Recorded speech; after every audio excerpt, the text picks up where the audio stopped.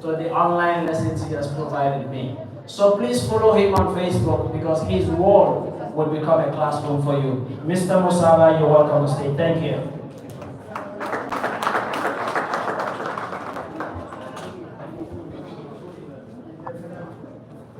Assalamu alaikum. Thank you very much, Mr. Muhammad Kani. I would say truthfully that what you just said goes two ways. It's mutual. So I also learn a lot from him when he writes, when he speaks. So I thank you very much for all the lessons that I also learned from you. So I start by saying again, I think Mr. Mane said 3 kneel.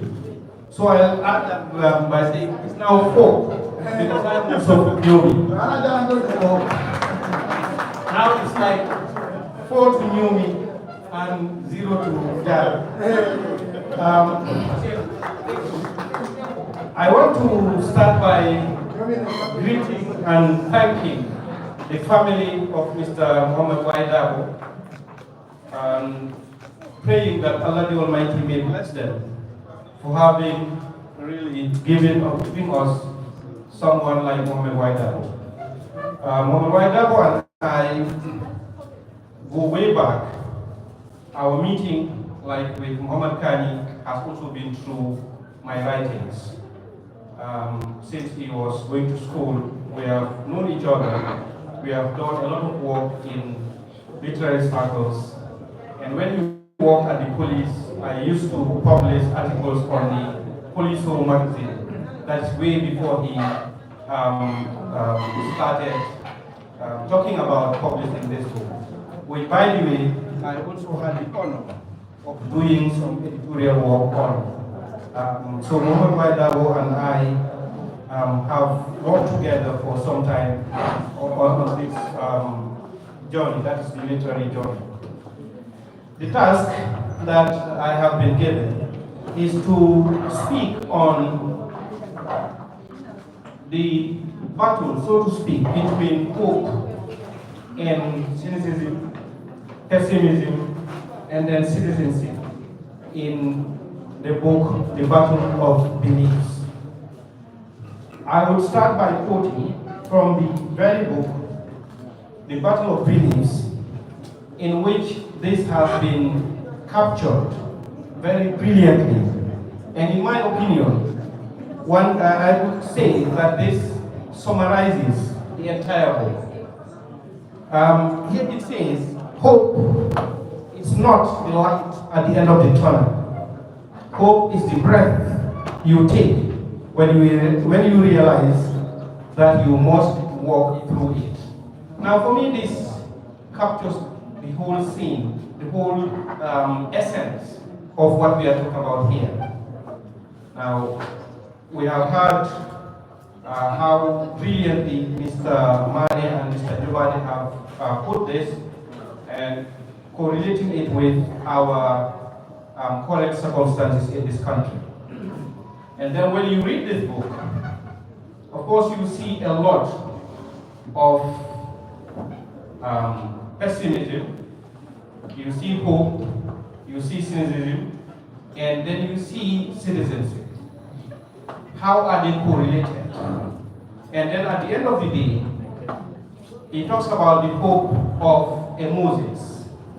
Now, I do not want to speak like formally reading from the text, from a text that I have prepared. Although I have prepared something which I'll publish later, but I just want to go deep into this using these themes that have been discussed. Hope. What exactly do we understand or do we mean by hope? You know, it is said that hope is the last thing that leaves a man. No matter the situation of a human being, no matter how desperate, no matter how dead, there's still hope. One hopes until you take your last breath. You always hope. There's always hope. So hope is not something that can be extinguished. It cannot die because it is your last resort. When one loses hope entirely, then it means one is dead. Now, the way Gelidema has put this sends the message clear that hope is not the light at the end of the tunnel. Hope is the breath that you take when you know that, when you realize that you have to walk through. Because at the end of the day, as it is put in Gelidema's words, what is the essence? What is the point of the light when you are no more there? In Wolof, there's a saying that "Njering langa feke." No matter how beneficial something is, if you die before attaining it, for you that's no longer beneficial. So that is the point. This hope we are talking of is the breath that you know that you take when you know that you must walk through. Now, walking through this one, what is it that gives you the courage, the ability to move to the next step? That is that hope. That is the definition of hope. Now, it means that at no time should we give up. At no time should we give up. We should always find a way of moving on. Now, Mr. Mane has told us that when we surrender our responsibility to think for ourselves, it is when we are finished. In 2017, if my memory serves me right, we launched a book called The Long Road to Democracy in the Gambia. It was published by Professor Pierre Gomez, who is the current Minister of Higher Education. This was a collection of poems that we wrote during the impasse. Now, at that event, I made a promise to those who attended and to the Gambian public at large that never again will I remain silent when I see something wrong. And that is what we are talking about. When you know that you have to walk the walk. You know, there are things that people can do for you, but there are things that only you can do. And that is where we are. To liberate our country, to develop our country, to transform our country, cannot be done by anyone else but us. So, which means every one of us has to take that responsibility to understand that the hope that we talk about is your getting up in the morning and going to work to change what you don't want, to change what needs to be changed. And that we do every day. Each one of us has a responsibility. And wherever you walk, that is where you need to push this hope. If you are a teacher like I am, you do whatever you can to give your students, the children, the knowledge and skills that they need to survive tomorrow, to be better, to transform their lives. And in that transformation, collectively, it will mean transforming the entire Gambia. If you are an auditor, your work in holding people accountable, financially, accountability, that is your hope. That is what you do to ensure that this hope continues. If you are a politician, what you do to ensure that the country moves forward, that the country is developed, is transformed, that is your hope. So, every individual has a role, has a responsibility to push this hope. And the work that we do is the breath that we take which Jalidema describes as the real meaning of hope, of light. That light is your movement, your effort, your ability to get up and push. Now, in the Battle of Beliefs, we are told about a Moses also. A Moses who will come and transform the country. Now, when we read this book, do we imagine that Moses to be one person, an old man or a handsome man walking the streets, coming to church? No, that's not the Moses. Well, it's open to interpretation. You can interpret it the way you want. But that is not all. The Moses could be all of us combined. All of us together. We can be that Moses. So every day you wake up, look at yourself as that Moses. You are the hope. You are the light that is supposed to change the country. That is what the Battle of Beliefs is telling us. And this Moses, he said, he should not be worshipped. He's not someone that we look at and say he is our deity. Whatever he says, that's it. Whatever he does is right. No.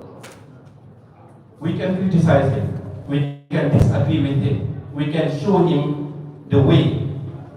We can argue with him with the intention of making it better. So that Moses is us. Each one of us is that Moses. So don't expect an old man from Israel or wherever coming and calling himself Moses to transform the Gambia. No, you are the Moses. So each of us is a Moses. Now, Franz Fanon has said, and here I quote, that every generation must discover its mission to fulfill or betray. What do? Do we try to discover our mission, and when we do we fulfill it, or will we betray it? That is on us. The Battle of Beliefs is telling us that we have to discover this mission. And each of us do your part to ensure that we reach the promised land. That is the challenge, that is the task that it has given us. Now on pessimism, that is the reverse of hope, the opposite. Now, but something I always say, when you have a problem, be it sickness, poverty, or whatever type of trouble, the mere fact that you know that you have a problem is a blessing in itself. Because you know, that consciousness itself is a blessing. Because there are people who have problems and they do not even know that they have problems. So in that case, there's no chance of solving the problem. But you who have been given the conscience, the presence of mind to understand that what I am living is a problem, it's not right. That's a blessing. So hope will push you now to try to change that problem, solve it, and transform your life. Individually, collectively. Now let us look at it as a country. The fact that we know that we have a problem, that there are people who will go to any length to reveal the truth. They will write about it, they will speak about it, they will protest about it. That is a blessing. Let us harness that and transform our country. I thank you all very much for that.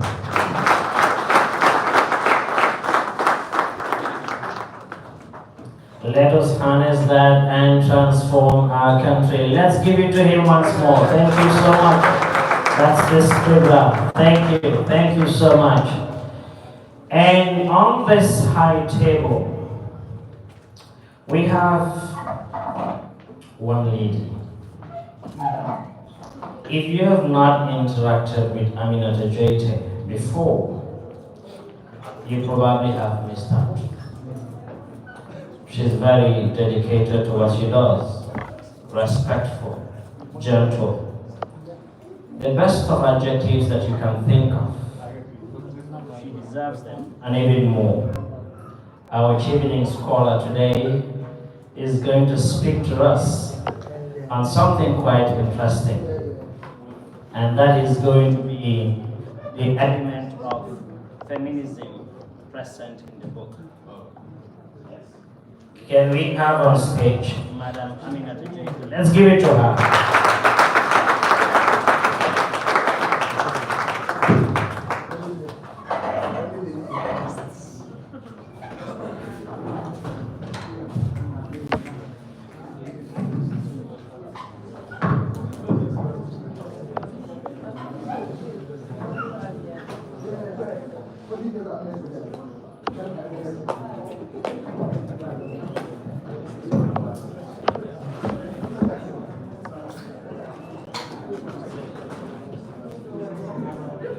Good evening, everyone. Thank you very much, Ahmed, for that introduction. First of all, I'm going to say that I have an issue with the panel because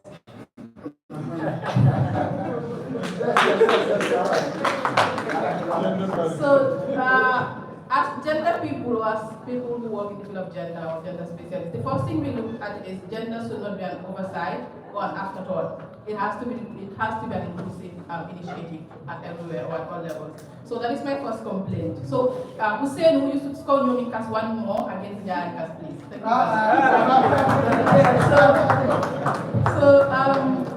you. Speaking on the topic of how feminism is being misconstrued in the book, when I spoke to Mohammed, I was like, okay, I'm going to read and see how you were able to maintain an unbiased thought in your narrative. I also wanted to see how he presented the characters in that conversation.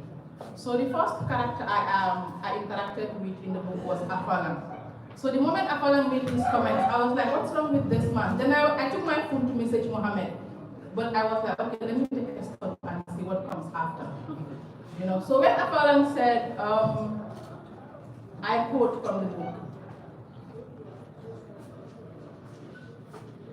every angry woman cited by a man or slighted by a man transforms that bitterness into hatred towards all men. So I found this to be very problematic and I was so upset. But again, we have someone who will turn that anger to something very delightful. And for me, this chapter reminds us about our typical experiences as Gambians. Because when I read it entirely, I told Mohammed, okay, I think you just took our Gambian experiences and brought it into this book.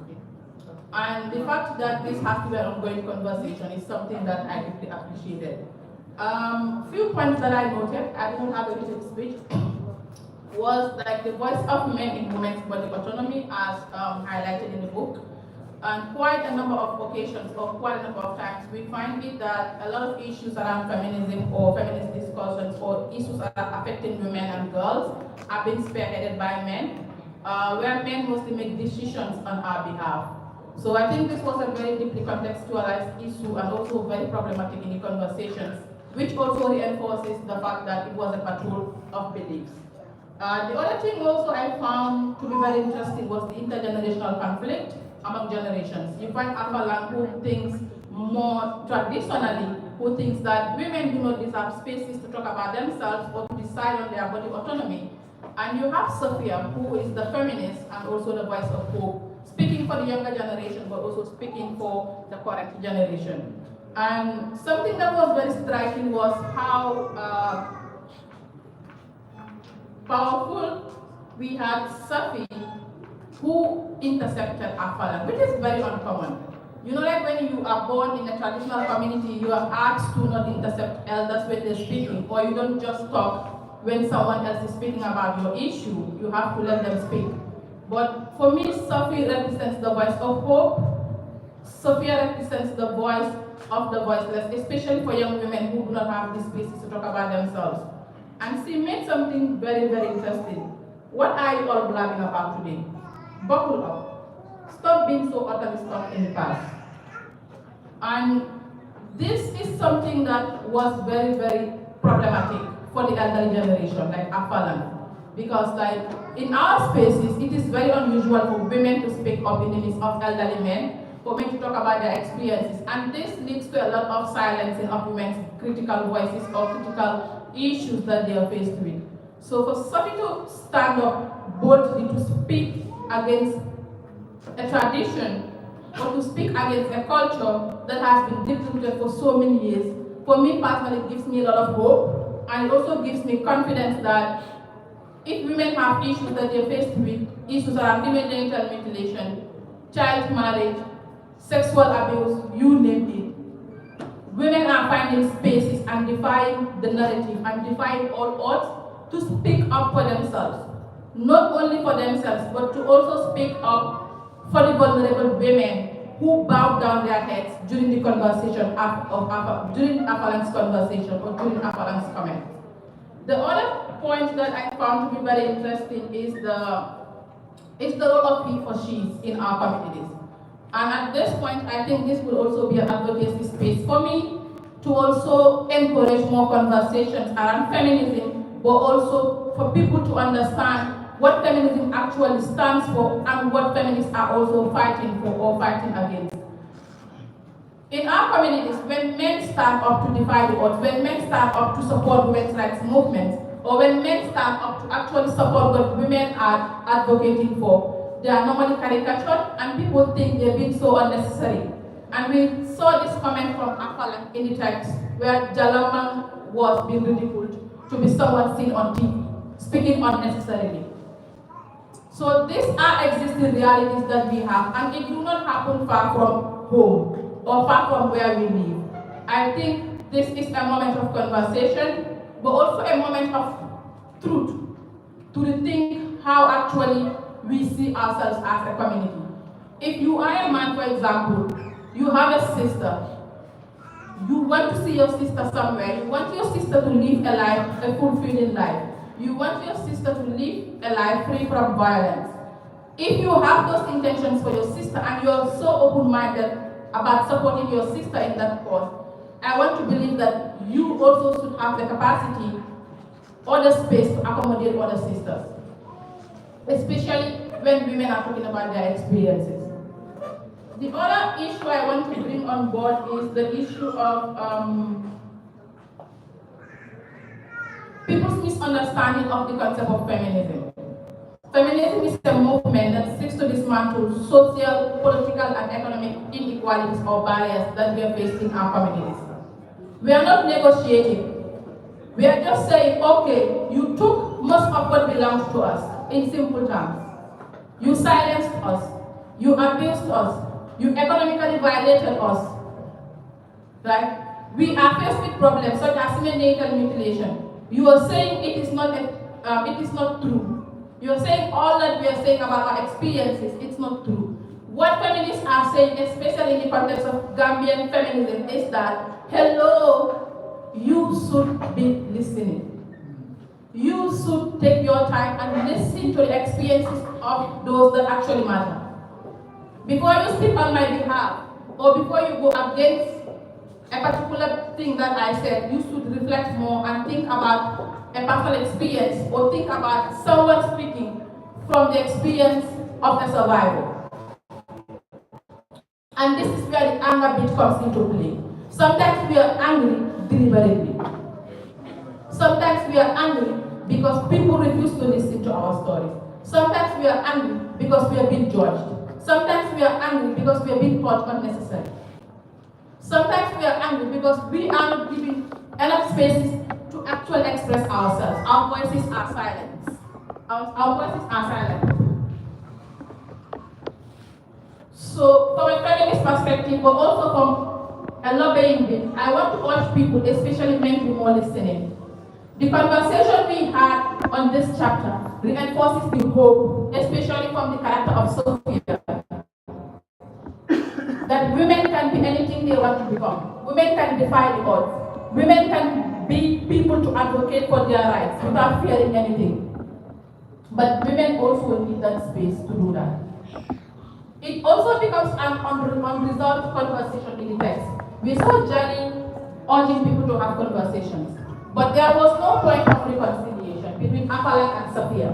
There was a confrontation, but there was no agreement to say, okay, you are right or you are wrong. And this is where we fit into as a society. We have to get to a level of compromise. We have to get to a level of listening, but we also have to get to a level of wanting to advance. If we want to advance as a society, if we want to move ahead with current trends, especially on the issue of women's rights, especially on the issue of FGM, we have to be ready for change. Gone are those days where we have people labeling women, or let's say men telling us, okay, you should sit at home, for example, or you should bring your salary and I am supposed to decide on this particular money or economic gain that you have. I am going to be very, very biased in this context because I said I am also standing here as an advocate. So it's normal to realize that I've been biased in this conversation. But I think these are things that we should reflect more on. These are things that we should keep talking about. We should not avoid the conversation to say, okay, they're being too much, I don't care, or this is not my area of interest. If you don't have a wife, you should have a sister. If you don't have a sister, you should have a friend who is a female. Or you can actually have a neighbor. So this is something that is a burning societal issue, and the more we avoid talking about it, or the more you think you are not part of the conversation, the more problematic that becomes. So, as a conclusion, I am urging men to be more listening. I am urging our community to be more acceptance of women's experiences, especially as feminists. I have the right to speak angrily if I know my voice is not being heard. You don't have to judge how I express myself. You don't have to decide how I talk about my story. I can cry and talk about my story. I can laugh, I can jump, but I deserve the grace and I deserve that space to say, this is what is happening and people have to listen. So, this is it generally, and I hope a lot of women find themselves in the voice of Sophia, who is very brilliant, who is bold, who is disruptive, but also who is strong enough to challenge societal norms, who is strong enough to challenge patriarchal beliefs in our societies, in a way of making the lives of women and girls better in our communities. So feminism is not a group of angry women. Feminists are not a group of divorcees. Feminists are not a group of broke women.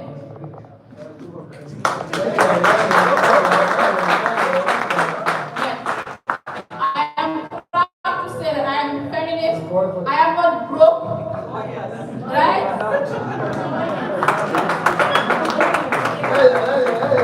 I am not broke. I am not unnecessarily angry. I am not unnecessarily unnecessary. I am not bitter. I am happy. Although I wanted to see more women on this panel, but I hope I have represented the voices of so many other women who would have to listen.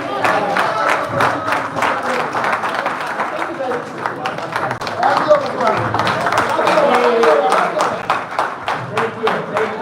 you. So,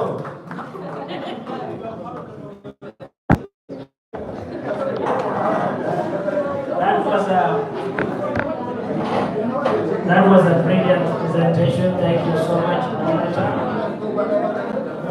Certainly, we, like Mr. Mani observed earlier, we all have sisters, aunties, nieces, we have mothers as well, and wives. And these are actually people of the female force. So therefore, it is important that just like we want other people to listen to our aunties, we should also be listening to other aunties. And where we have a battle of beliefs, there should be honest conversation. Yeah, so Aminata, thank you so much for that presentation. I may not swallow it all, but I'm not vomiting it all as well. Thank you. All right, thank you so much, Aminata. And we will now have a short one from Mr. And before, well, After that, we will just have 2 more activities before we wrap this up. Mr. Jallo, you're welcome. Thank you so much. And just to remind you that this whole space, this cozy, beautiful space, has been given to us free of charge. We cannot be more grateful than that. Thank you so much.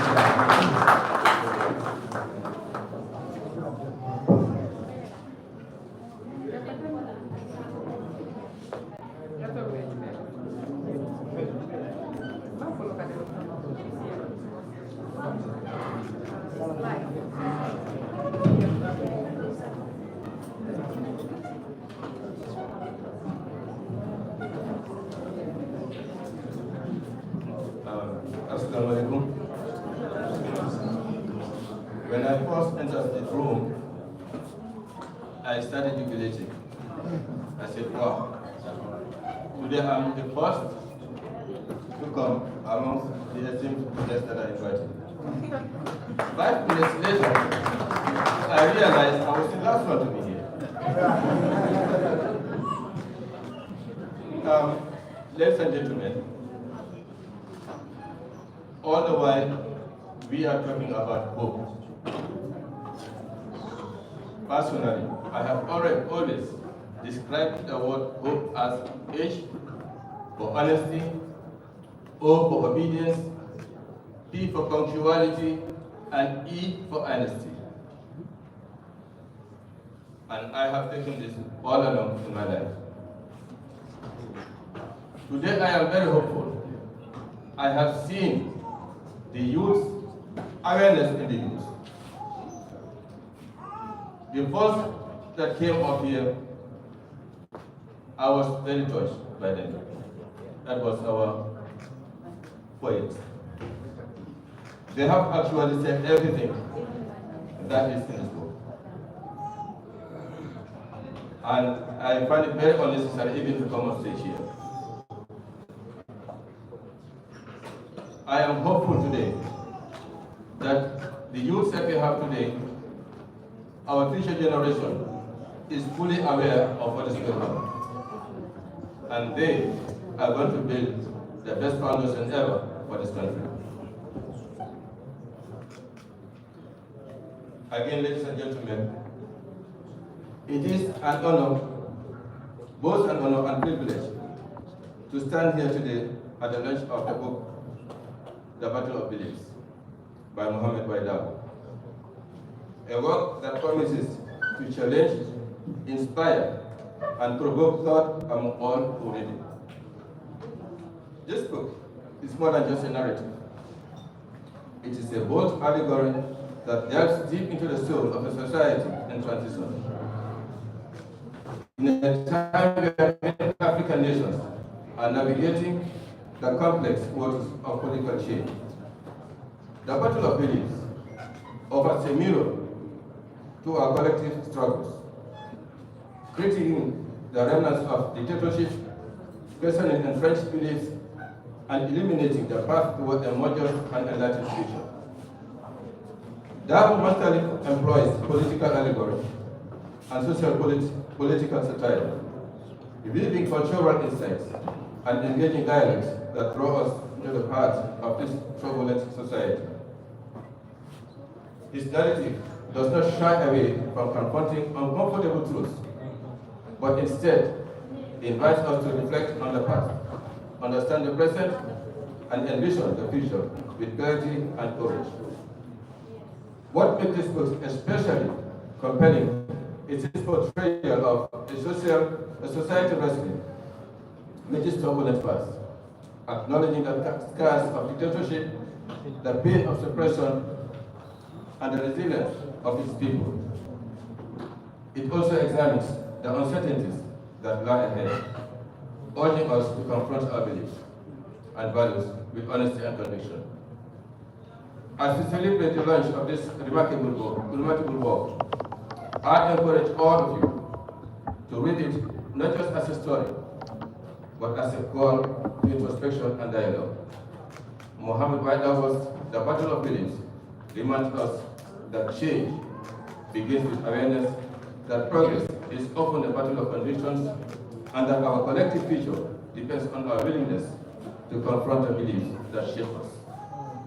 In conclusion, I want to thank Mohammed Baidabo for his courage in writing this thought-provoking allegory, and I commend all of you for being part of this important conversation. May this book inspire us to challenge our beliefs, embrace our history, and work together towards a brighter, more equitable future. I thank you all. Thank you so much, Mr. Jallo. And at this moment, I am not actually worried wherever Mr. Jallo comes from. He's a Jaraka today. Thank you so much. That was brilliant. Now, we will have a quick break. And this break is going to be poetry once again.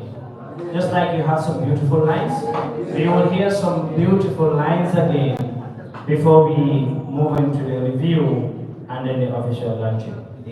The poet we have now is Mr. Abdul. We have him.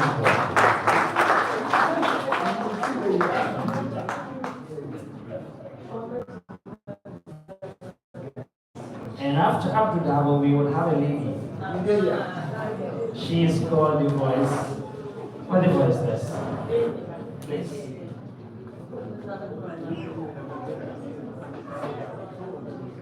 This one is a double Jula.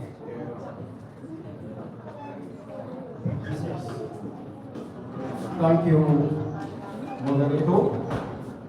Ladies and gentlemen, I will like to digress from the norm. There have been a lot of serious pieces that have been delivered here, so I would love to make a confession. Right, here it goes. The first day I set my eyes on you, you looked so strange to me. You didn't look like every girl I knew. I mean, this came to me in the blue. Cause how could a girl of your age be so devoted through and through, and be so dedicated to everything she does? I would have believed it if I were told that you have sacrificed all the roses of this world and the melodious music of the old. What must have been your goal? What is the secret behind your being bold? You are just amazing. I love your handle. For this, I have pledged to be your troubadour. As a stranger in your town, I have watched your ups and downs, and I have seen your smiles and frowns. Then I never knew your name. Of course, it was shameful, but I was not the one to blame. Cause you were hardly seen out for days. The only time I saw you was when it was time for you to perform ablution to pray. To confess, you have been my cross for all those days. I know that you may accuse me of secretly looking at your every moves, clandestinely laughing at your every jokes, especially when you talk about your favorite men among movie stars, how handsome and immaculate they are. It used to fill me with misfeelings, since I know that they are so apart, and your love for them would soon disappear. Right now, my vision is not very clear, but in my dreams, you are always there. Like a gem, your beauty is rare. Like a rainbow, your every color counts, my dear. The red, orange, yellow, green, blue, indigo, and the violet represent your values. You are perfect just the way you are. Your personality, inner beauty, and piety are what I admire. Because these are qualities that never expire. I wish you would be my Princess Diana or Alan Oscar.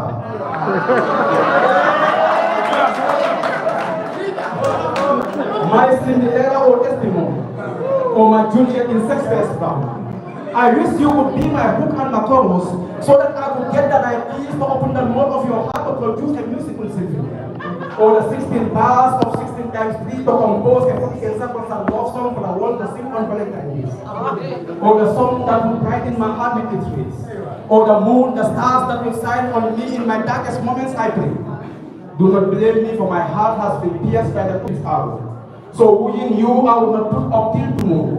I want to be the happiness that will wipe out your soul. I want to be your sorrow, and be tolerant and submissive to you like Lakabaru. I want to be your Prince Charming and a knight in his silent armor. Like Palace of Troy, I will wear my silent armor and go to war with you. Like Othello, I am ready to elope with you. Like Romeo, I will drink a deadly poison for you.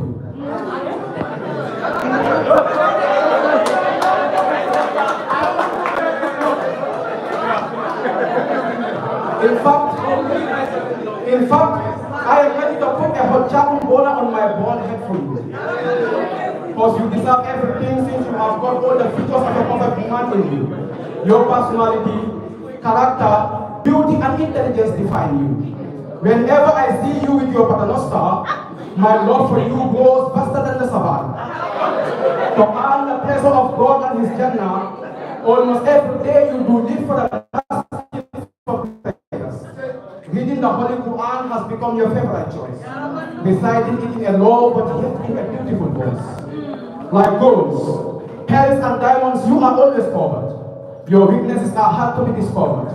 Your strength overshadows even like an umbrella. I love those crowns you sometimes wear, as well as those infectious smiles you do send. For both make you beautiful than ever. I love the colors on your neck that are arranged in a pattern like the body of a zebra.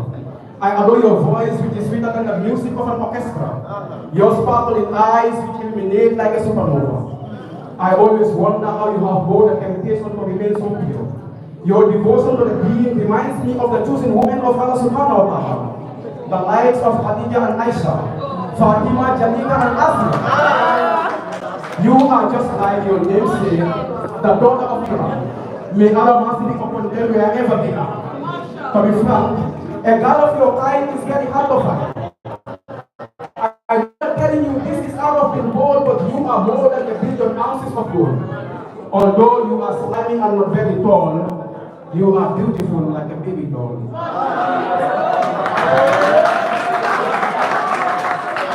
Because you have a perfect posture, your portrait are in my gallery. Every day I look at your pictures.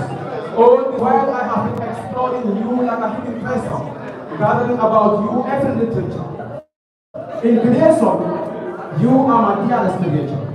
These are my confessions to me. You could either acquit or convict me if you please, for being a secret admirer all these days. Or you may withhold the verdict and adjourn my case. But for better for worse, I mean in poverty and in wealth, in sickness and in health, I want you to be my slave. The carbon dioxide and the oxygen I breathe. I want us to travel every night and breath. Like Amorous Bard, I want us to sing love songs. Like the sun, I want us to rise above the horizon, so that I could give you the whole of my heart.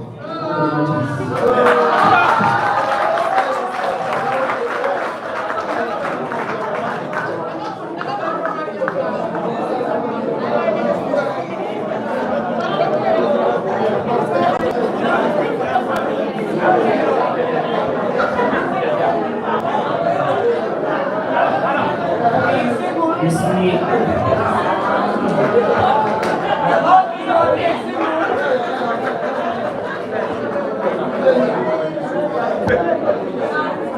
I think we should remind him, we should also remind him that the maximum number of wives he can have is I'm telling you, if he keeps on singing this kind of melodious tones, not even 1,000 will be equal to him. Mind you, he's still single. He's still single. So at this moment, it's beautiful hearing from him actually. So if you're a Nomika who trembles when you stand in front of them, you just have to memorize a few lines from here. And the job is done for you. Next we have the voice of the voiceless. Can we have Fatima? Thank you.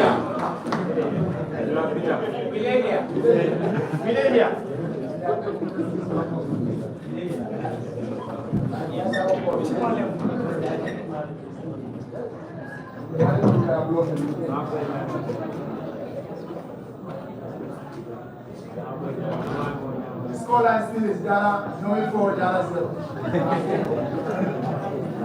I actually didn't want to recite we did here, but some people even paid me to recite it. So I'm going to recite we did here in Greece. We did here, where the sun kisses backs that never rest, where hunger and hope wrestle in the same bed, where mothers pray, fathers sigh, and the youth the youth count dreams like loose change, never enough to buy a future. We did. Where the politicians fatten their pockets while the streets stay filled with broken promises, where the price of rice rises higher than our voices, where justice works slow but corruption runs fast, where a protest is met with verdicts, but silence is met with starvation. We dare here. Where the boys drown deep in the ocean, just chasing a dream that the land suppressed, where girls barter their innocence for visas, where passports are tickets to anywhere but here, where patriotism is a burden and home is a question we ask with trembling lips. They say, it's somebody, but we are tired of waiting. They say, Nimal Dinanyo, but help is fading. They say, pray, trust and hold on tight, but how can we wait when we have lost our life? We dare here.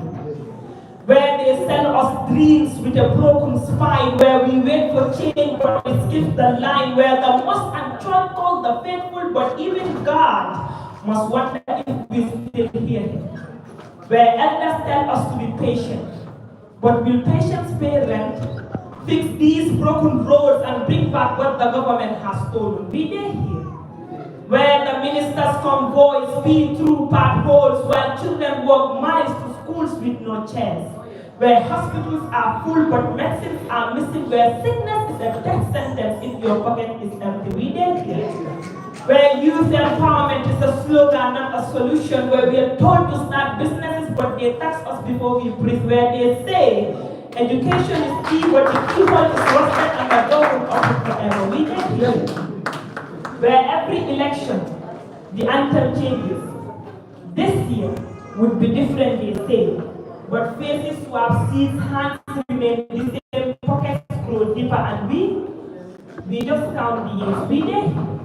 Where sandbags can stop a drowning economy, where power goes off before the news comes on, so the truth stays hidden in the dark. We did. Where poets speak in whisper because truth is a dangerous currency, where artists are asked to keep it light, where our voices are either too loud or not loud enough.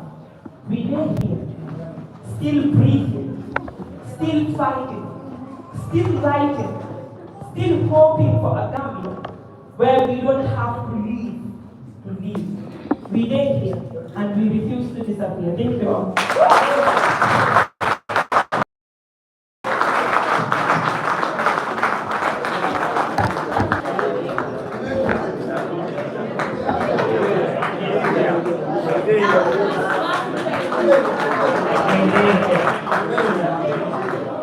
So we are actually here while all that is happening here.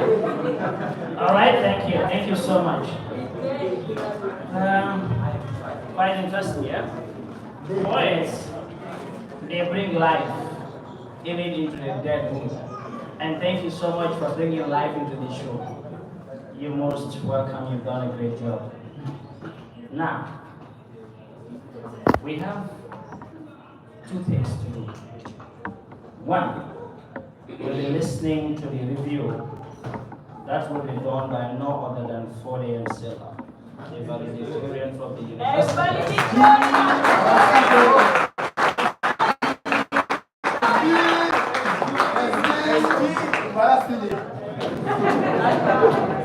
For the is the youngster that everybody wants to listen to.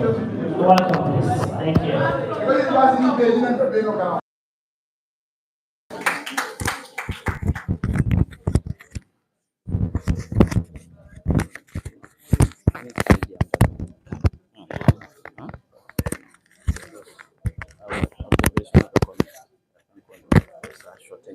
All right. Maybe.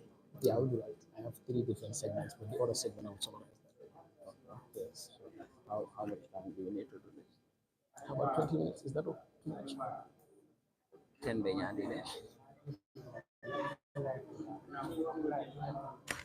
We are online, yeah? It's all right. We are not discussing anything here. Okay. Yes. That's fine. Thank you, Mr. MC. I'm so impressed. I'm so impressed with you. I wish I had your eloquence, the clarity of your speech, as well as your modulation is top-notch, second to none. Please permit me to borrow from Donald Trump.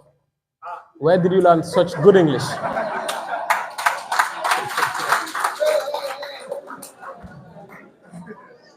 Thank you for inspiring us. For my compliments for Mohammed Waidabo, I will have to reserve that. My entire review is a compliment for this wonderful work that is a significant milestone as far as the Gambian literature is concerned. Now, I've read this book 3 times. I have flip-flopped the pages uncountable times, and I've come to put together some garbages, and I want to share it with you. Patricia Hampel, the American writer, once stood on a podium that exemplified hope, facing an audience whose appetite for literature whetted, and said, if nobody talks about books, if they are not discussed or somehow contended with, literature ceases to be a conversation, ceases to be dynamic. Most of all, it ceases to be intimate. It degenerates into a monologue or a motto. An unreviewed book is a struck bell that gives no resonance.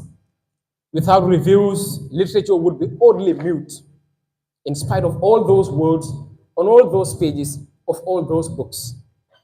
Reviewing makes of reading a participant sport, not a spectator sport. This statement is the essence of my presence on the stage.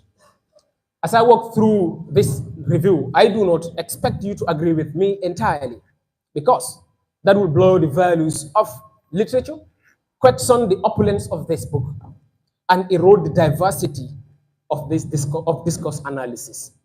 So I expect that upon my review, we will be divided in opinion, and you will be challenged to invest more time in understanding this book.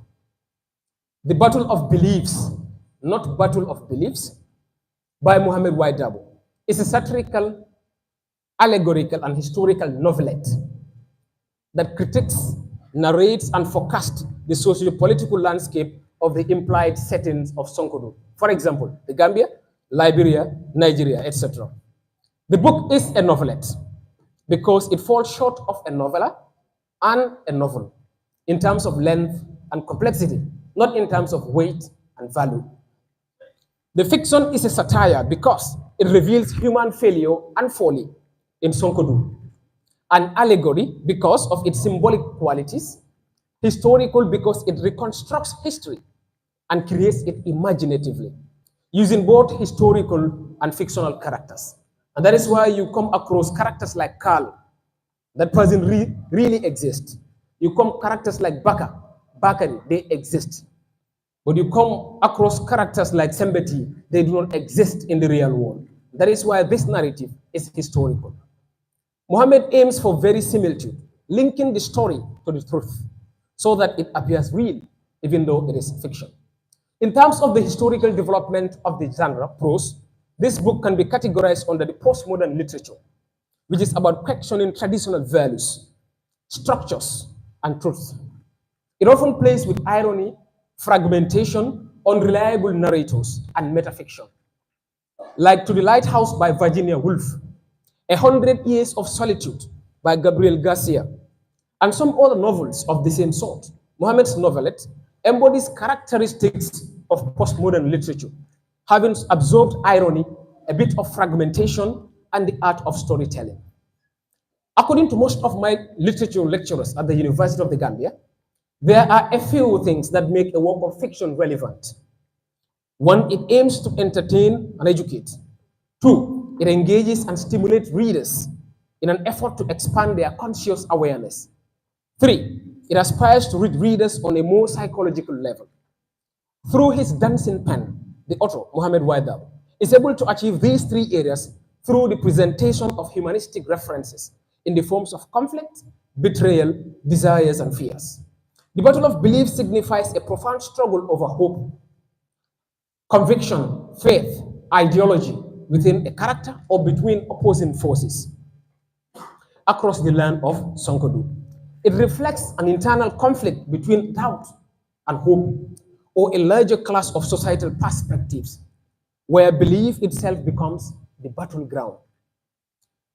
The title captures the universal human experience of fighting for what one chooses to believe in, despite resistance or uncertainty. The covert art of the book, which includes the images, the typography, and the color schemes, correlates with the title and speaks the book's themes and contextual background. The image in particular shows the intrinsic disparities and struggles between the young and the old, while reflecting a clash of beliefs among forces that expose wounds of the past, the status quo of Sankado, and aspirations of the future. Above that, from the front matter, that is from the first page of the book, to the back matter, the last page of the book, the arrangement of the contents of the book produces a cohesive reading and comprehension of the story. Now let's look at the intertextual background of the book. Every book must resonate with another book. For a work of fiction or literature to be substantial and to some extent mirror through time and space, it must permute text from other texts, reflect an object, a doctrine, or a system of belief. Julia Kristeva, the propounder of intertextuality, believes that no credible literary composition stands in isolation. Every text is a mosaic of quotations shaped by other texts. Her theory is supported by Bakhtinian dialogism and heteroglossy, as well as generates transtextuality, which all, in short, indicates that texts are shaped by multiple voices, influences, and relationships with other texts and context. As Dabo himself writes, there are stories set in fictional lands that echo too closely the truths we live today. The battle of belief is one of those stories.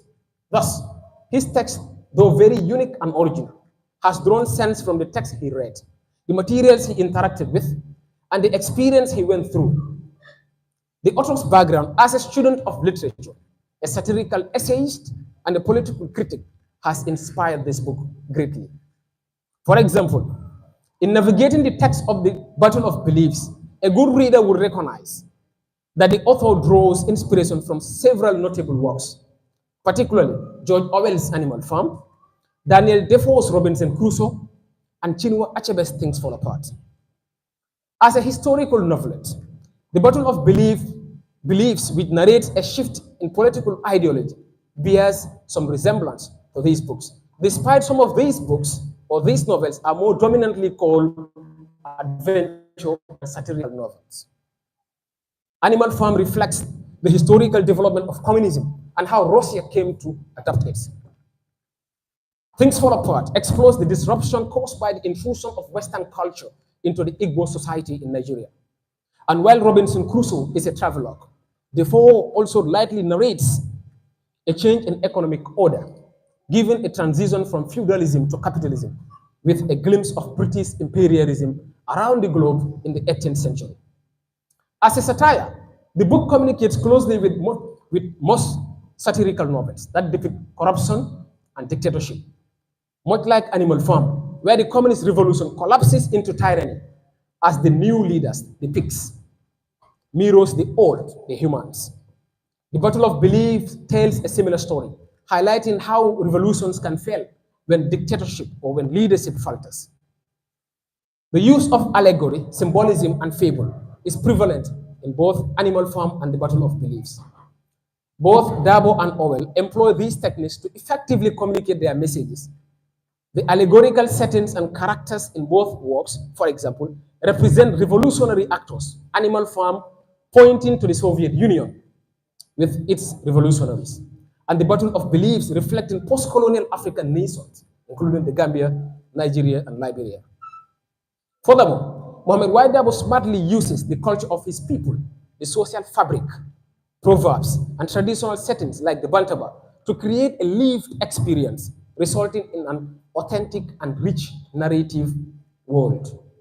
He capitalizes on the prevailing social norms and realities of his society, such as fishing, ferrying, sitting around wood fire, youth festival, naming ceremonies, social media booths, and issues like FGM, to reconstruct and preserve history. Chinua Achebe, in a similar vein, draws from the lived experience of the Igbo people, including the New Yam Festival, funeral rites, the concept of chi, the personal God, polygamy, and the Igbo system of governance, to communicate his message with cultural depth and clarity. Through the norms and practices of their respective settings, both authors do more than just tell stories. They immerse readers in the living cultures of their people. In terms of storytelling, both Achebe and Dabo treat it with profound respect. Dabo, through the voice of Jali Demba, affirms, not for glory, not for praise, but because someone must remember, and because remembering is a form of resistance. Achebe, in his essay, What Has Literature Got to Do with It?, writes, the story is our escort. Without it, we are blind. In another paraphrase statement, he declares, it is the storyteller who makes us what we are, who creates history. The storyteller creates the memory that the survivors must have. Otherwise, their surviving would have no meaning. Both Achebe's and Dabo's reflections on storytelling resonate deeply with each other. Both reflections reinforce the character of Jali Demba as someone who remembers, tells stories, and believes that through memory and narration, a better future can be rebuilt. In all honesty, upon deeper analysis, one can spot numerous intertextual connections in Muhammad's The Battle of Beliefs, including parallels in themes, imagery, and characterization. Moreover, the book is a dynamic work that blends a cross-section of literary elements to achieve the purpose of reminding, enlightening, and awakening readers to duty. Also, this work is smartly written in such a way that it accommodates a number of literary criticisms. A formalist critic who believes that meaning is derived from close reading of the text, not from outside sources, would find this book interesting. A culturalist who examines a work in its overall socio-cultural context would find this novelette meaningful. Likewise, a psychoanalytic critic who looks into the neurons and psychological states of characters to evaluate a text's meaning would agree with me about the speciality of this book. Muhammad's blend of flawless language and cultural nuances is very helpful in understanding the psychological beliefs and inner states of characters like Afarlang and Sophia. Now let's interpret and assess the didactic message of the book. Thank you. Let us start to interpret and assess the book. First, the battle of beliefs is not merely a political or ideological struggle. It is a deeply human one, rooted in vulnerability. The internal conflict between pessimism and hope reflects a soul grappling with what has endured and what it dares to dream. On a societal level, clashing beliefs among forces and citizens represent not just difference, but divergence in how communities interpret their collective wounds and aspirations. For example, in the last page of chapter 3, Muhammad laments through Suleiman. We argue not because we hate each other, but because we cannot argue on what pain should feel like.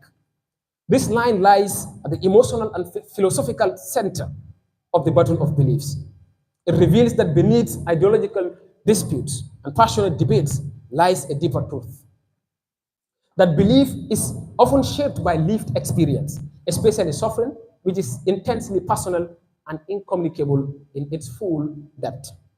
The author cautions the readers that while this agreement is natural and even necessary, it should not become a source of vilification. People should argue, not because they hate, but because they are trying to reconcile their own experiences with those of others. In short, the author invites us to approach belief, our own and others, with humility, to recognize that behind every belief is a story, a pain, and a moment of hope. And while we may argue, even battle over ideas, we must not lose sight of the shaped humanity from which those beliefs arise and the truth in those bitter arguments. Just as the author puts it, these debates, though bitter, remind us that even in discord lie threads of truth.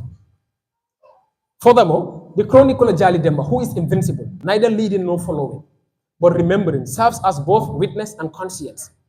His invisibility is symbolic as he represents the often unseen forces that carry memory, morality, and truth across time. He's not an active participant in the struggle. However, he is deeply affected by it. And more importantly, he ensures that the struggle is remembered. Jali Demba's characterization elevates him to a timeless role, one beyond ego, power, or position. It suggests that remembrance is not passive, it is an act of moral responsibility. In remembering, the narrator affirms that even in a world divided by beliefs and wounded by conflict, there is meaning to be preserved, lessons to be drawn, and dignity to be honored. As a reviewer, I marvel at the author's witty and ethical weight of the invisible narrator's presence. He uses Jali Demba to remind us that someone is always watching over our actions. It is a quiet reminder that our actions, however private or public, are not lost. They live on in memory, in legacy, in impact. In essence, the invisible narrator embodies the soul of the narrative. Memory without judgment, presence without interference, while Jari's role speaks with the truth commission established in our real lives. His involvement teaches us that in every battle of beliefs, there is a need for someone to bear witness, to carry forward, not just what happened, but what matters. For the sake of time, I would have to skip some part, but I would have to liaise with the author so that we could have them published for the audience. Now, to conclude,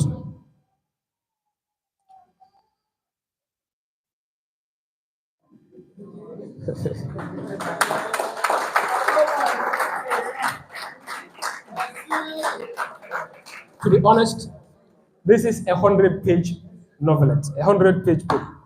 So reviewing it requires a lot. I have a 14-page review of the book. So on a final note, this work of Mohammed is very invaluable to the literary industry of the Gambia. The book paves a way for this and later generations of writers to use it as a model of creative writing. Considering its structure, pattern of writing, poetic language, and the accurate use of literary devices, the book is recommended for friendship writing. Beyond that, the book is worthwhile for us as a country as we still search for a better Gambia and a new political dispensation. As the author promises that a Moses will come, we, the audience, the readers, wait for Moses to come. While I assume and recommend that this book, like Chinua Achebe did, is the first of a trilogy by the author. I wish to end my review with a statement from Cornelia Funke, who says, some books should be tested, some devoured, but only a few should be chewed and digested thoroughly. This book should be chewed and digested thoroughly. Thank you so much.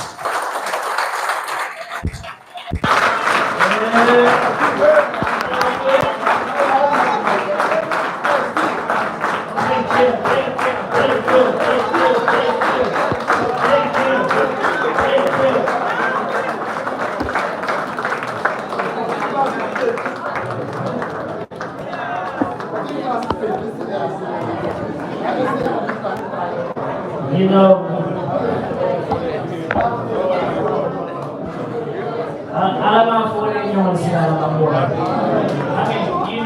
knowledge cannot be cheated, yeah?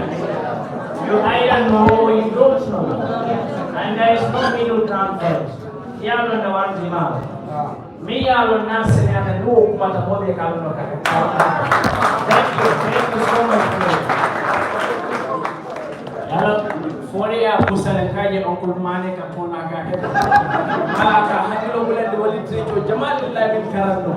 I mean, this is brilliant, yeah? This is brilliant. For the thank you so much. Thank you so much. You saw that I had to leave this place, that I actually understand it. It's normal. If you're a speaker and someone takes to the stage who speaks right, you know it from the very moment the person takes the mic. And Fode has just wowed me. I want to be your next student. Thank you so much. And just to remind you that our mom is also present here, the mother of Mohammed Waidao. Please give it to her.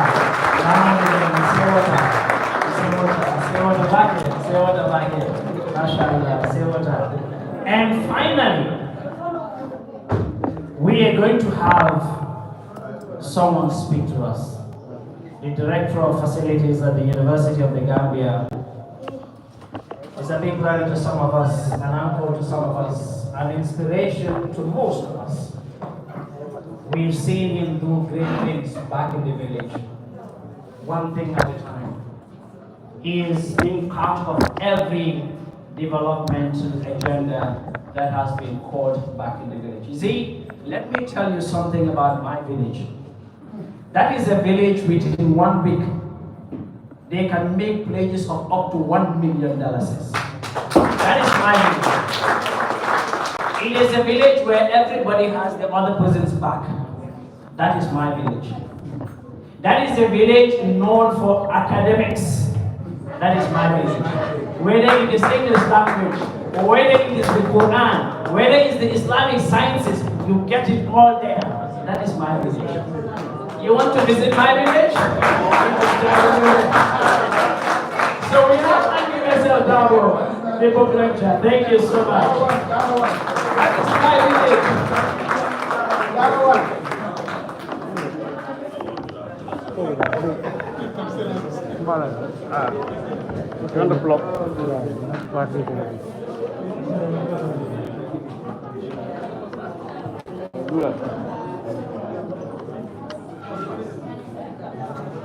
Assalamu alaikum wa rahmatullah. Just before kick-off, I was telling the senior man, Tamani, that it can be 5-0 for Jaraka. But I have the last word. I have the last word.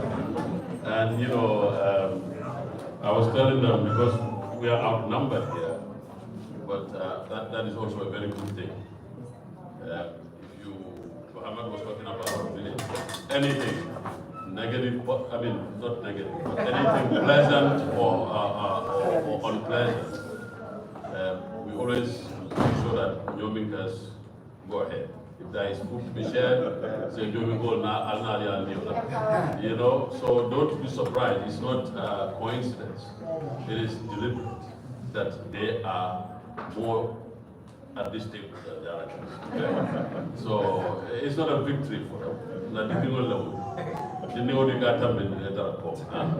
So you'll permit me, before I make any formal statements, to say a few things in Mandinka. Muhammad's mom is here, so that she can be included, at least at this very final stage. We've kind of reached the summit of this activity today. So just by way of introduction, Muhammad, in our the way our village is organized, Mama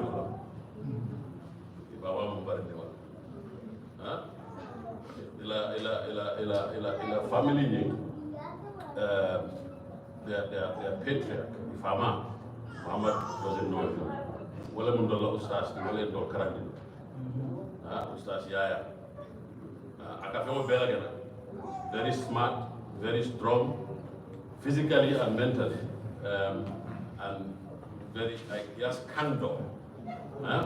Alkaning Fatiani, Hanita Kotonya for Alkanin, Ifamara. I know it. They were too young probably to know that, but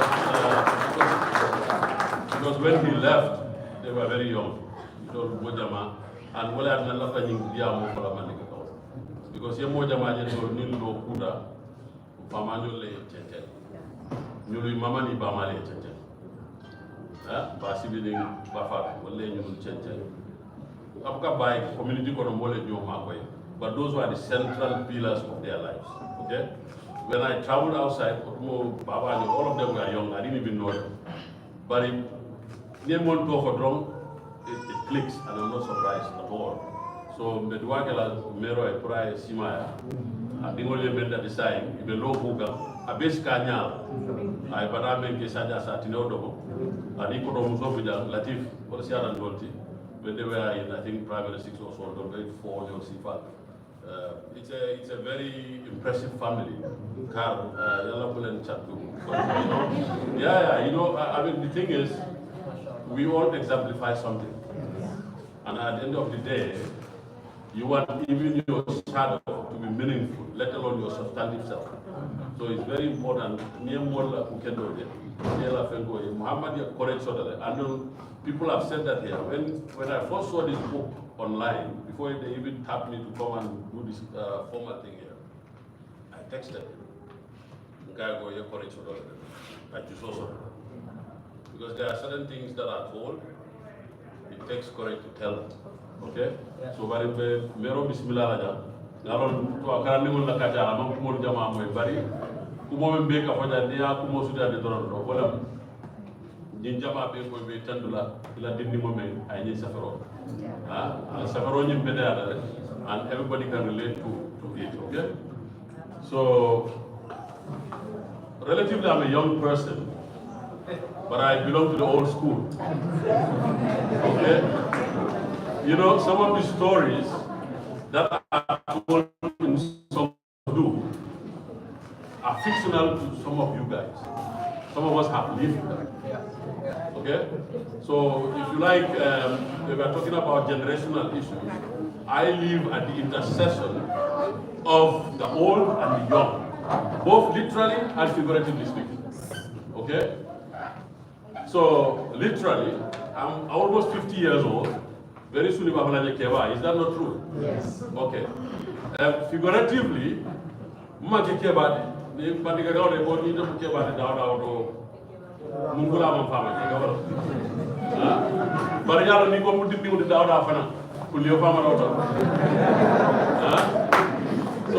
I'm very much happy and I'm very honored. And I take this honor in 3 strands, and I'll explain. I'm honored because a lot of young people from my village, they look up to me. Some of them, I don't know them. It is on occasions like this they express it, and it fills my heart. And I take that pride for 2 reasons. One, for my humble behalf, but 2, on behalf of my father. My father was an educationist.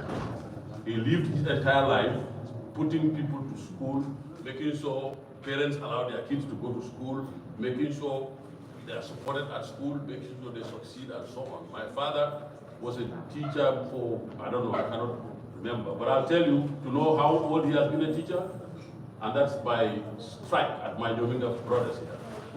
My dad was the founding headmaster of Garandi School, first school in Nyom. So he entered them into this kind of, so yes, my dad was renownedly called S.L. Dabo, and that's the thing you have in the, you know, although I've dropped that initial, but yeah, our entire family to identify was very easily in the village. We just say SL, and everybody will know. Also, I want to acknowledge the presence of a few people here. You know, when you are invited as a chief launcher, bring those that are closest to you. My mom is not around, she's in the States, she would have been here. My auntie is not around. I have my younger sister here, Awa. We share the same parents. I'm very happy that she's here. She's very busy, she's a nurse, but you know, she found time to come here. My very good friend is here, Mr. Omar Jai. Omar Jai is from Yundu, he's the Director of Commerce at Civil Aviation Authority. And then our mutual friend is here, Lamin. So I have my brother-in-law, our youngest sister's husband, Lamin Dabo. He is also here. They all come here to support me. My small cousin is here, this is Sepu Pakalinik, but he's actually SP. This is the big man behind Gula Finance.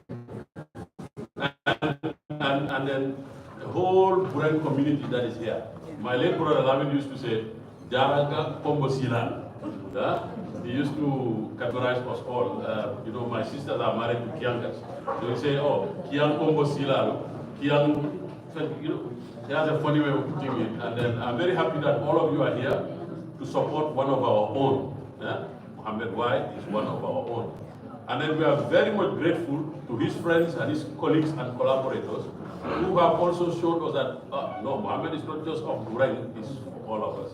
So he has, by this singular act of writing this book, become a national treasure. Okay? So my job here is very easy. I'm not going to delve into the works that Mr. Silla and all the panelists have done. That's not my role. My role is very ceremonial. But you see, I went to school to study literature. Probably you guys don't know because I'm in facilities and stuff. My first degree was in literature. Okay, so these things, they prick something in me. You know, anytime, allow me if I intersperse my comments with Mandinka and stuff, you know, so don't worry about it. Okay, so, but the point I'm trying to make is, this book relates to different genres. In my own mind, if Muhammad were to ask me before he wrote this book, I'd say write it as a drama. Just because of the richness of dialogue or the potential of how dialogue would have illuminated a lot of these issues inside the book. I would say, no, like a drama. Okay? So that Sembeti, when he speaks, there will be some interlude of stuff by Jalidemba, and then so on and so forth. Because then it will be conversational. It will be a dialogue, and So, but yeah, writers always have their own choice. They have a toolbox, and they have that freedom. As Chepe said, writers must allow the freedom to choose what art form they use and how they use it. And when you study literature 20, 30 years ago, poetry has a form. It has a structure. Every beautiful poem that you guys read here would have been part of what they call the counterculture poetry, the beats, because it doesn't conform to any norm, it doesn't conform to any standard. Okay? And that's the beauty of this book. This book does not subscribe to any form. It stands on its own. Okay? And that's courage. Because when you are writing, you want your writing, your product to be accepted. To look at the litany of literary tools and avenues that you have, you chose something unique to yourself alone. In terms of its content, like the able reviewer has mentioned, if you do intertextuality, if you compare it, it resonates. Mohammed mentioned about Antilles of the Savannah. Even before, 21 years before Achebe wrote Antilles of the Savannah in 1987, he wrote Man of the People.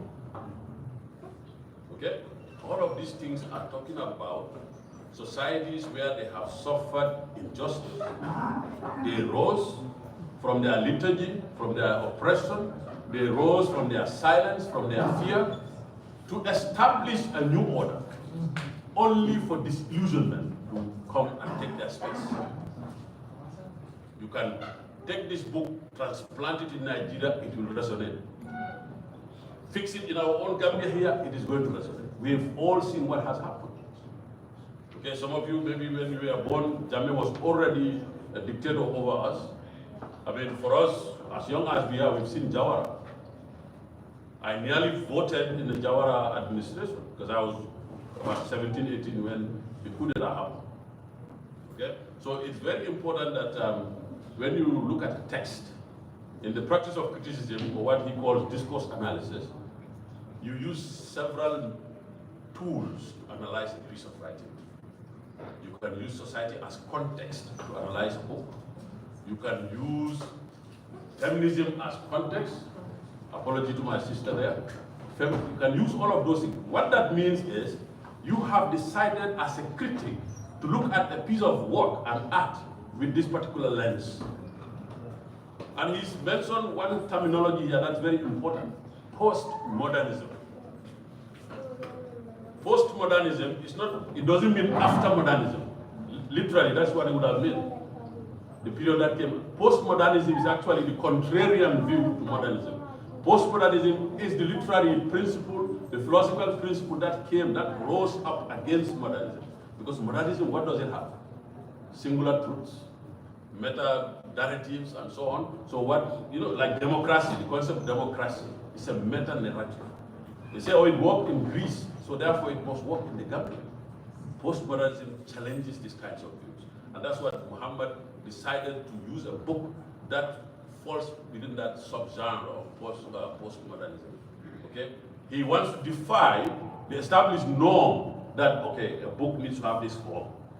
That to pass as a literary work, it needs to be like this. In fact, even the Nobel Peace Prize, on literature, before very recently, they don't recognize poetry that does not follow stanzaic and all these patterns and, they say A, B, the rhyming schemes and all that stuff. Okay? So the world has come so far.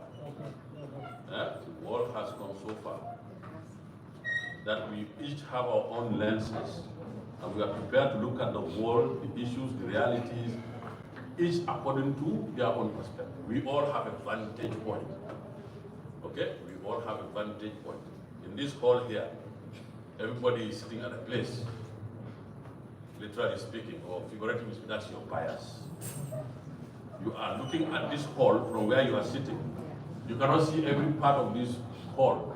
Therefore, that is your bias. I was in one said, people say I'm neutral and this and that. And by the way, one of the things that postmodernism challenges is objective truth. People think that truth is objective. Truth is a value statement. It's laden with emotions, it's laden with biases. Everybody looks at the truth from their vantage point. It's not universal. My truth is not your truth. You cannot tell me, okay, like last year I've lost 2 brothers. You can say, oh, I understand, but probably that's the comfort. You don't understand if you haven't lost 2 brothers. Okay? So, truth is not objective. You are not objective. When I was doing my master's, they asked me whether I want to do quantitative analysis or qualitative. I said I'll do qualitative. Not because, of course, I'm not very competent with numbers, but also because that's a deliberate choice. I don't want somebody to, whatever I will write, my research will say that, oh, that's the objective truth. As far as I'm concerned, I am a biased person. I speak from a perspective. I speak from a world view. And as soon as everybody realizes that, we'll have voices. Because if you cannot identify with my truth, you're at liberty to speak your own truth. But if you want everybody to conform to this meta-narrative, to these large jargons, then what happens is those who cannot conform, those who cannot articulate, those who cannot level up to those standards are silenced. And that's what has happened to women. That's what has happened to marginalized communities around the world, okay? So the first thing as a chief launcher, my primary role is to make sure that before we all leave here, we all buy books or we make pledges. Muhammad will take pledges. But to tell you that investing in Muhammad's work is to encourage so many of you here to put the thoughts that you have in the musings, your quiet thoughts that you have the courage and put them on paper and share. There's no right way. That's why Muhammad challenged the norms. Don't conform. Be authentic. Muhammad is very authentic. In the very brief years that I've interacted with him, because I returned to the Gambia December 2020. Muhammad was in the university. Then he became Secretary General, students, he would just pop into my office once in a grabber, and then he'll disappear. The audacity in Muhammad is not measurable. Yeah. The guy, when I saw him in a police uniform, I asked him, are you in the wrong place? I didn't expect him there, but his courage took him there. Because he would not, because maybe I'm stereotyping him by assuming this is how he will turn out to be. So maybe not only me was surprised that he was a police officer, right? Because you look at his literary prowess, you think, oh, this guy will be doing something to do, but as he has proven, you can be a police, you can be a lawyer, you can be a cook, you can be a laborer, and still nurse the things that you like and, see them through. So, there was a reference to, I don't know, I'm going to pretend to sing here, and if it makes sense beasts of England, beasts of Ireland, beasts of every land and clime, hearken to my joyful tidings of the golden future time. You remember this? It's from Animal Farm. This is their anthem. In brief, people will come, tell you, oh, we share, we have empathy, your sufferings, your this and that and that. They promise you a bold, successful future. You hand over your rights, your voices to them, they turn it against you. Okay? If you sing this entire song, it's full of hope. It was the same hope Gambians had December 1st, 2016. Okay? But if you look at Muhammad's thing, you see when change came to Sonkodu, nobody was willing to rejoice yet. Because they don't know whether the dictator will come, somebody will annul everything, and and it happened here, literally, in the Gambia. We rejoice in that, no, Manso Nicaragua. I see an arithmetic man correct, and Manso that. And that nearly plunged this country into civil war. So this is not, it's a historical fiction. You can relate it to any of these contexts. If you go to Nigeria in 1966, when they were having those series of coup d'etats, some governments leaving by just some minutes, or you even take it to Ghana, they can relate to it. And they all come. You all remember that we are soldiers in a difference. Yeah? Yes. We are soldiers with a difference. That's how Yajaba used to speak to us. And then they came to squander, leave the country in total squalor, suffocated our lungs and everything. And those imageries are contained in this book. So, in a nutshell, since God has given us all some intellectual abilities, don't let anybody think for you. And if nobody is thinking for you, you are the best vessel for your thoughts. Speak for yourself. When we all started speaking for ourselves, the chorus, the cacophony, will bring about the change that we desire. Are we in the best place as a country?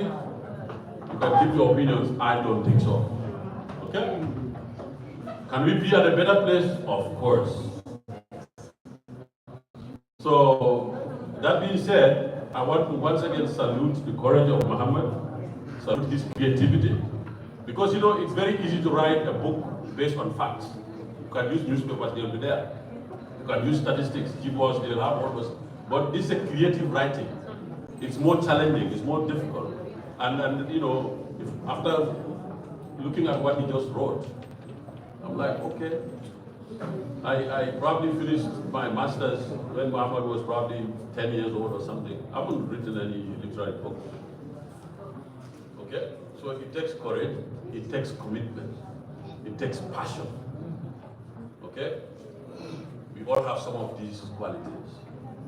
So as we celebrate Muhammad, I encourage all of this house, majority of us are young people. Know your passion, hone it, show it. I invite you all to not only read this book, but to reflect on it. To reflect on it as members of society. And then, if it calls you to act, use good judgment when you act. I want to thank Muhammad. Muhammad, that is going to be my final remark. He's very humble, he gives compliments to everybody. But Muhammad, at his age, if you look at the kind of people, the number of people he mentors in this country, it's immense. I first started interacting with him a few years before I returned to the Gambia. What was he doing? Taking computer education to our rural Jaranga kids in the schools. So I was one of those people around the diaspora. We supported them, put some money together so that they can go to Soma, go to Burain, go to places. So he's always very busy with people's business. Okay?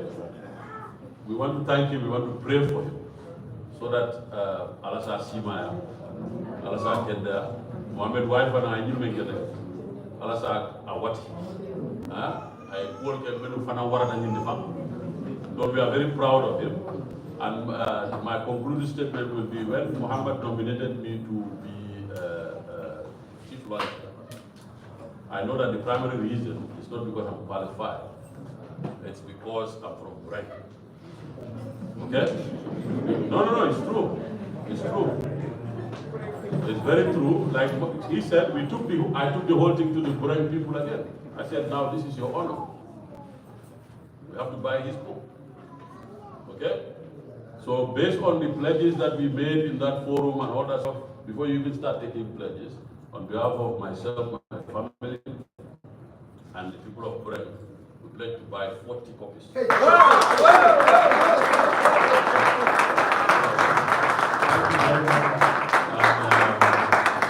As a matter of formality, I'm very happy to present you.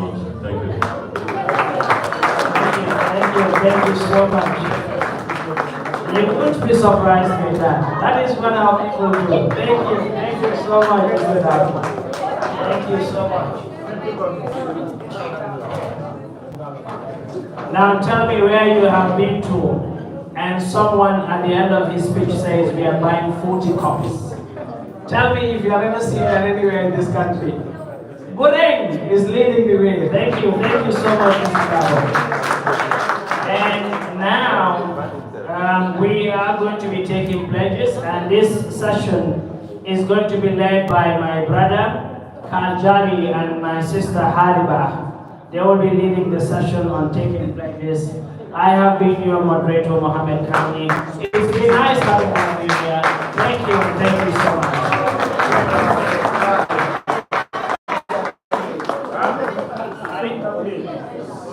As the chairman,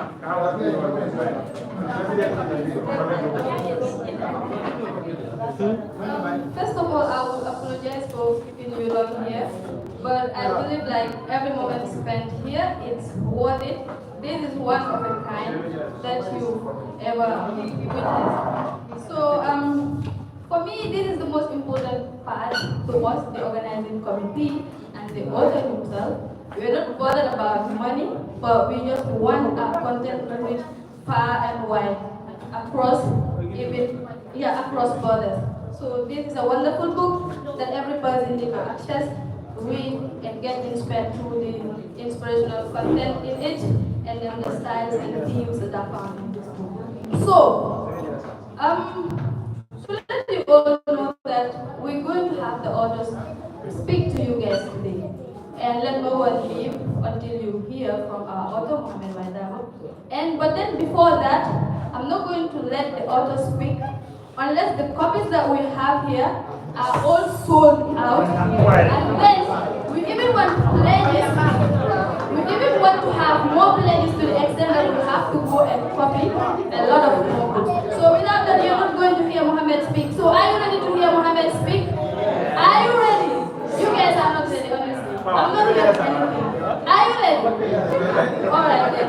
So I will call my team. My team will be going around and all these topics are going to be explained. So please start making your pledges as much as you can. As much as you can. Yeah, we have Wave and then we have an account number here of Khalifa Jabi. If you don't have a physical card, you can get the book delivered to you. So touch the buckets, we are coming down. So touch the buckets or unlock the wheel. there's a mic here, if you want to play. Yes. If you want to play, let us know, please. Raise your hand. If you want to play, please raise your hand. We trust you guys.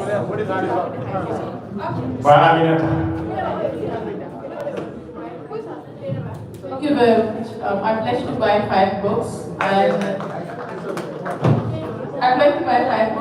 the books will be donated to our youth safe space at the Girls Agenda, and it's going to encourage young women and girls, or even young boys, to read and also have conversations around the book. Thank you. Let's see who will buy more than that. Okay, I also want to pledge to buy 5 books for my school.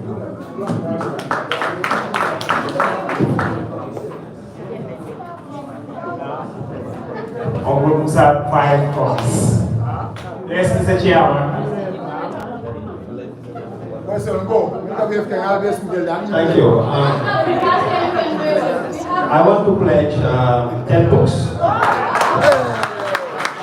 5 copies will go to the University of the Gambia New Library, and then others will be distributed to my commission. Thank you very much, Mr. Chairman. Yes, good evening. I want to pledge 5 copies. I will go to the School of Arts and Sciences at the University of the Gambia. Thank you. Since we are making a pledge, you can tell us your name. Because he's saying that my name is I'm really glad I can hear 25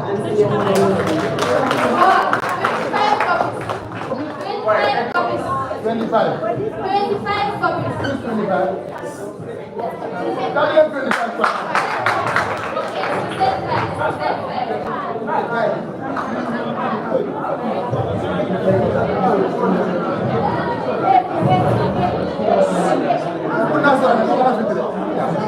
Okay, Dr. Mane is buying 5 copies for the DP students meeting. Thank you.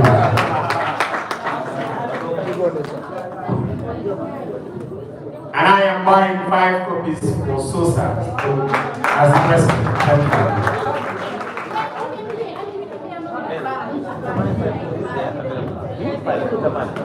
Mr. Mane? Ismail.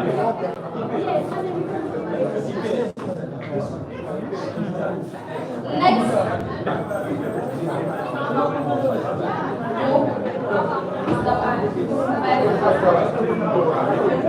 Okay. So, Samana got 5 copies. Next. Ismail Fadera, 5 copies for Sosa. Thank you, Ismail. Who is going to buy? We are not going to give this copy.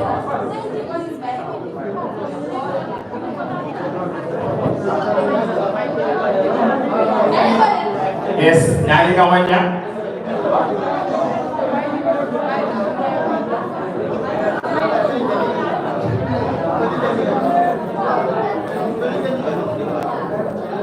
Okay, our brother BB is buying one and giving $1,000 of free. That is our company. I'm going to that. I'm going to that. I'm going to go to the master. You know, we can do that.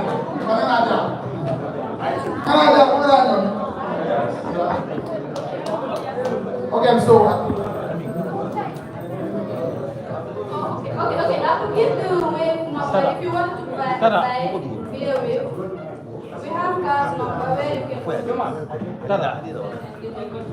And you can link card via this number if you need a copy at any time. You will get it.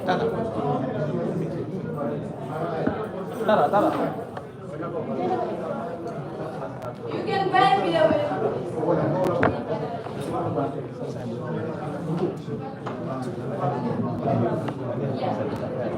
So we give you the number that you can call if you want to buy this later. You can buy anytime. Just call it and we'll get it. 3709. So this is the number you can call if you want to buy the book. 3709-269. 3709-269. Okay.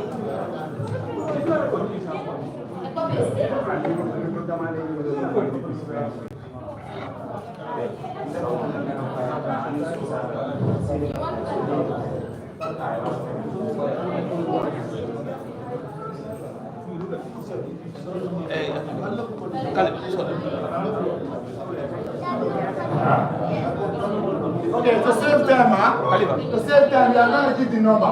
The number is available. More than the Google, I have to view or some.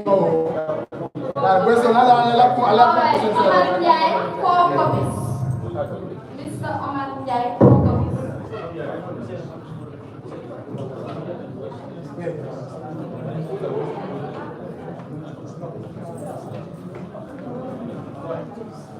So now we're going to have the other speech. We're going to have the other speech.